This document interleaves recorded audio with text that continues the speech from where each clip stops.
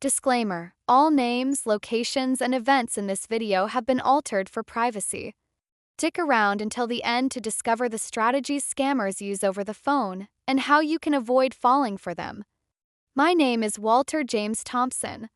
I'm 82 years old with far more behind me than ahead. I've lived in the same red brick home on Maple Drive in Willowbrook, Ohio for nearly 50 years. It's a quiet little town where folks wave from front porches and the local diner serves pie like it's still the 60s. I ran my own auto repair shop, Thompson's Garage, for 4 decades until arthritis made it too painful to grip a wrench. My wife, Clara, was the soul of our household, but she passed away 5 years ago after a long battle with cancer. Since then, it's just been me and my old beagle, Rusty, living a peaceful life, gardening, reading the local paper, and waiting on phone calls from my daughter Emily and her son Tommy. Emily now lives in Colorado with her husband Greg, good man. Tommy's 19, studying engineering at a university in Denver. He's got her blue eyes and the kind of laugh that fills a room. Every Sunday, without fail, he calls to chat about school, sports, or just to check in on my tomato plants. He means the world to me. That's why, when I received a particular phone call, everything changed. It was a Tuesday morning, late September 2024. The air was turning brisk with the first signs of fall. Golden leaves blanketed the lawn beneath the old oak tree outside.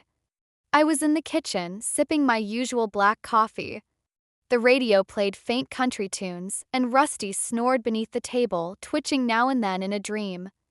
I was halfway through the sports column in the Willowbrook Gazette, chuckling at the local football team's latest defeat when the phone rang. It was our old rotary phone. Clara always loved it. These days, it hardly rings at all. Everyone texts or emails. I assumed it was Emily or perhaps my neighbor Jim calling about splitting firewood again. I picked up. "Thompson Residence," I said, my voice scratchy from the morning chill. "Mr. Thompson, this is David Harris," said a confident, polished voice. "I'm an attorney in Denver. I'm calling regarding your grandson, Thomas. He's in serious legal trouble." The words hit like a punch. My hand froze with the coffee halfway to my lips. "Denver? That's where Tommy is. What happened?" I asked, already feeling my heart pounding. The man continued in a calm but urgent tone. "Thomas was involved in an accident last night. He's not badly hurt, just a few bruises. But there was alcohol involved. The other driver is pressing charges. He was taken into custody and he's currently being held. Bail is set at $8,500. We need to wire the funds as soon as possible." I dropped into the nearest chair. Tommy in jail? That didn't sound like him. He was always responsible. Sure, he might have a beer while watching a game, but driving under the influence? That wasn't the kid I knew. "Is he okay?" I asked, my voice shaking. "He's rattled but all right," the man said. "He was too embarrassed to call you himself. He asked me to reach out. He needs your help." Now, I've been around long enough to spot a con. Back in '78, a fast-talking salesman tried to offload a junk car on me. I spotted it in no time. But this felt different. The voice was steady, professional. And he had details: Tommy's full name, the college, even the street where the crash supposedly happened. Said he was with a Denver law firm, Harrison and Associates. He even gave me a number to call for verification. All I could think of was Tommy. Alone. Afraid. In trouble. "What do I need to do?" I asked, already reaching for Clara's old notepad next to the phone. He gave me instructions: bank name, account details, recipient name, David Harris. I wrote everything down, hands trembling. "The sooner we receive the funds, the quicker we can secure his release," he said. "The court's moving quickly." I hung up, dizzy from the call. Rusty stirred from his nap, sensing my unease. I dialed Emily. No answer. Tried Tommy. Straight to voicemail. Panic set in. What if he was in the hospital? What if he couldn't answer? I paced the kitchen, boots scraping the linoleum Clara had picked out in '92. I saw Tommy's face, 10 years old, helping me fix a carburetor, 16, celebrating a double at a baseball game. I grabbed my coat and drove my old Ford pickup to First National, the bank I'd used since the Nixon era. The engine groaned and the heater barely worked, but none of that mattered. I had to help Tommy. At the bank, I asked for Sarah, the teller who's known me for decades. When I said I needed to wire $8,500 to an account in Denver, her eyebrows shot up. "That's a lot, Walter," she said gently. "Are you sure?" "It's for my grandson," I said, trying not to sound sharp. "He needs me." She hesitated. "Can I ask what happened?" "It's a private family matter. Please, just do the transfer." She gave me a look of concern but processed the request. That transfer nearly drained the savings Clara and I built over a lifetime. Money for emergencies, vacations we never took, and the future we imagined.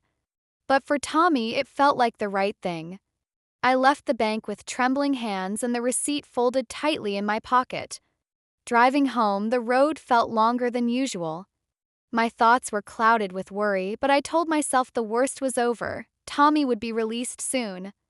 Back in my kitchen, I sat in silence. Clock on the wall ticked too loudly, and the house felt colder somehow. Rusty leaned against my leg, offering quiet comfort. That afternoon, the phone rang again. "Mr. Thompson, good news," said the same smooth voice. "We've posted bail. Your grandson should be out shortly. You did the right thing." I felt a wave of relief, but it was accompanied by something else. A nagging doubt. Why hadn't Emily called me back? Why hadn't Tommy? I tried their numbers again. Voicemail. Every unanswered ring twisted my stomach tighter. I tried to rationalize it. Maybe they were with him at the courthouse. Maybe they were dealing with paperwork. Still, something didn't sit right, like a car that sounds fine but has a hidden engine knock. Then finally, as the sun dipped below the trees, my phone buzzed. "Emily." I answered on the first ring. "Dad? Is everything okay?" she asked, her voice instantly worried. My words stumbled over each other. "Is Tommy all right? Was he in an accident? Is he in jail?" There was a long silence. My heart sank. "Dad," she said carefully, "Tommy's fine. He's at school. I talked to him this morning before his chemistry exam. What's going on?" I explained everything. The so-called lawyer, the accident, the $8,500. I barely got through the part about wiring the money when I heard her tone shift from confusion to disbelief, then anger. "Oh my God, Dad. That's a scam. Tommy's not in jail. They tricked you. You have to call the bank right now, and then the police." The room spun. A scam? No. Couldn't be. I was so careful. I'd heard the voice. I'd heard the urgency. It all felt so real. But I knew. Deep down, I knew. My hands fumbled as I redialed the bank. Sarah answered, thankfully still there. When I told her what happened, I heard the sadness in her voice. "Oh, Walter. I'm so sorry. The wire already went through. Once it's out, it's usually gone. These scams, those accounts are often overseas. Very hard to trace." I sat at the table, staring at the empty coffee cup in front of me. The receipt lay crumpled beside it like some cruel joke. I was 82 and I'd fallen for something people warn you about on the news. I could hear Clara's voice in my mind, cautious and precise, warning me to trust my gut. I had failed her. I had failed Tommy. The next morning, after a sleepless night, I forced myself to go to the Willowbrook Police Department. I was embarrassed. I felt foolish. But I remembered what Emily said. "You're not the only one, Dad. Report it." A young officer named Michael Daniels met me in a small room with a notepad and a kind, steady presence. I told him everything. He didn't laugh. He didn't scold. He just listened. When I finished, he nodded and said, "You're not alone, Mr. Thompson. We've seen a rise in these types of frauds. They target people who care deeply, grandparents, parents, folks who do anything for their loved ones. They're professionals. They know exactly how to manipulate fear." He explained how these grandparent scams work, how they pull real names, phone numbers, even family details from public records or social media to make the stories believable. "You did what any caring grandfather would have done," he said. "This isn't your fault." I handed over everything: the phone number, the supposed name, the bank info, even the story about Fax Avenue. Officer Daniels said they'd forward it to a task force working on related cases. "We're getting better at catching them," he said. "You helped by coming in." The next few weeks were rough. I barely slept. I kept hearing that voice, David Harris, playing in my head over and over. I avoided answering the phone unless I knew the number. The shame stuck with me like a stain I couldn't scrub out. Eventually, I told my neighbor Jim. We were sitting on his porch, a couple beers between us, watching the sun dip behind the trees. "Walter," he said after I spilled the whole story, "you were trying to protect your boy." Any of us would have done the same. These scammers are cowards, circling decent folks like vultures. I nodded, grateful, but the guilt lingered. I checked on Tommy more often, just hearing his voice helped. He was heartbroken when Emily told him. "I'm so sorry, Grandpa," he said over the phone, his voice heavy. "I can't believe they used me like that." "It's not your fault, kid," I told him. "Just promise me you'll keep studying hard. That's all I want." Roughly 6 weeks later, just as the leaves had finished turning and begun to fall in earnest, my phone rang again. I was out back, raking the yard, Rusty snoozing in a patch of sun, when I heard the ring echo from the kitchen. I rushed inside and picked it up. "Mr. Thompson? This is Officer Daniels from Willowbrook PD. We've got some good news." I could hear the smile in his voice before I even processed his words. He explained that thanks to the details I'd provided, the phone number, wiring information, even the name David Harris, the fraud unit had managed to link my case with several others across the country. Turned out the scam was part of a much larger operation, a coordinated call center ring that targeted seniors in dozens of states. Using fake identities, rehearsed scripts, and stolen personal data, they'd taken advantage of hundreds, maybe thousands, of people just like me. But the authorities were closing in. "We've made several arrests," Daniels said, "including someone we believe was using the alias David Harris. Your case helped us connect the dots." He added that they were working with federal investigators to seize assets tied to the operation. And then came the surprise. "There's a chance you may recover some of your funds." I was stunned. I'd written off the money weeks ago, chalked it up as a hard lesson learned. But a few months later, a letter from the U.S. Attorney's Office arrived in my mailbox. They had successfully recovered funds from the scammers' accounts. Inside the envelope were 2 checks, one for $6,200 from recovered assets, and another for $2,500 from a victim compensation fund. I sat at the kitchen table holding those checks, blinking through tears. It wasn't just the money, it was the feeling that I had done something. That I'd stood up, spoken out, and helped stop these predators from hurting someone else. I hadn't been useless. I hadn't just let it go. Tommy came to visit that spring, driving all the way from Denver just to see me. He brought ribs and burgers, and we spent the weekend out in the backyard, grilling, laughing, tossing a baseball just like we used to when he was little. Rusty waddled after the ball a few times before plopping down in the grass, belly up.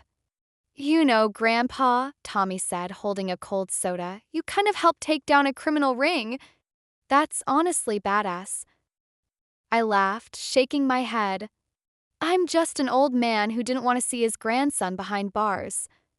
"Still," he said, smiling, "that's hero stuff." And now, as I sit here at the kitchen table, another hot cup of coffee in hand, Rusty curled up at my feet, I realized that life has a strange way of teaching you what truly matters. That scam rattled me, made me feel foolish, but it also reminded me what I have: a daughter who cares, a grandson I adore, and a community that still looks out for one another. I don't answer calls from unknown numbers anymore. Caller ID is the gatekeeper. And I never send a cent without verifying the story from multiple sources. That old notebook by the phone? Now it's filled with reminders. Check first. Trust second. But I'm not bitter. Those scammers tried to rob me not just of money, but of trust and peace of mind. And while they did steal something from me, I got something back too: a voice, a lesson, and a story worth sharing. So if you're watching this, listen carefully. If someone calls you claiming your grandson, granddaughter, or anyone you love is in trouble, don't panic. Hang up. Call your family directly. Double-check every detail. 'Cause if it smells like a scam, it probably is. As for me, I'm still here. Still drinking my morning coffee. Still tending my garden. Still answering Tommy's Sunday calls. And every time I hear that boy laugh, I know I got something back they could never take.